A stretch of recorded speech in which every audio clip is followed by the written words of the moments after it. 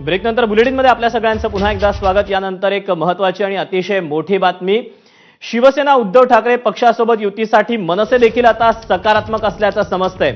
मात्र मागचे अनुभव लक्षात घेता यावेळी घाई न करता हळूहळू पुढे जाण्याचा निर्णय हा मनसेने घेतल्याची सूत्रांनी माहिती दिली आहे। कालच आदित्य ठाकरे यांनी महाराष्ट्र हितासाठी कोणत्याही पक्षासोबत युती करण्याची तयारी बोलून दाखवली होती। त्यांना राज ठाकरे यांच्यासोबत युती करणार का हा प्रश्न विचारण्यात आला होता।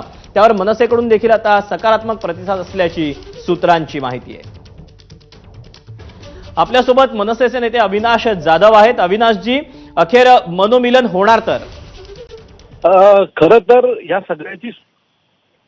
सगळ्याची सुरुवात सन्माननीय राजसाहेबांनी केली होती आणि साहेब म्हटले होते की महाराष्ट्राच्या हितासाठी, मराठी माणसाच्या हितासाठी जे काय करावं लागेल ते आम्ही करायला तयार आहोत आणि त्या दृष्टीने आम्ही जे काय म्हटलं तसा आमचा विचार देखील आहे। परंतु मागचे जे काही आमचे अनुभव आहेत ते थोडेसे घातक आहेत। आमचं तोंड त्यावेळेला दुधाने भाजलं होतं, त्यामुळे आम्ही ताक देखील फुकून पिणार आहोत। महाराष्ट्राच्या मनात जे काय आहे, मराठी माणसाच्या मनात जे काय आहे ते योग्य वेळी सन्माननीय राजसाहेब त्यांना सकारात्मक भूमिका देतीलच।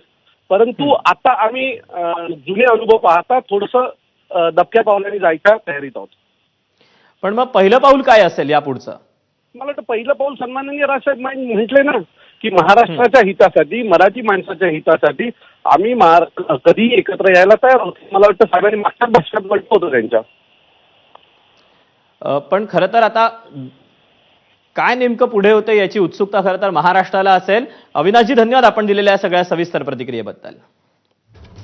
तेव्हा आता आगामी काळामध्ये हे दोन बंधू, दोन पक्ष एकत्र येणार का आणि महाराष्ट्राची राजकीय समीकरणं बदलणार का पाहणं महत्त्वाचं ठरणार आहे। आणि या बातम्यांसोबतच या बुलेटिनमध्ये वेळ झाली, इथेच थांबायची। ब्रेक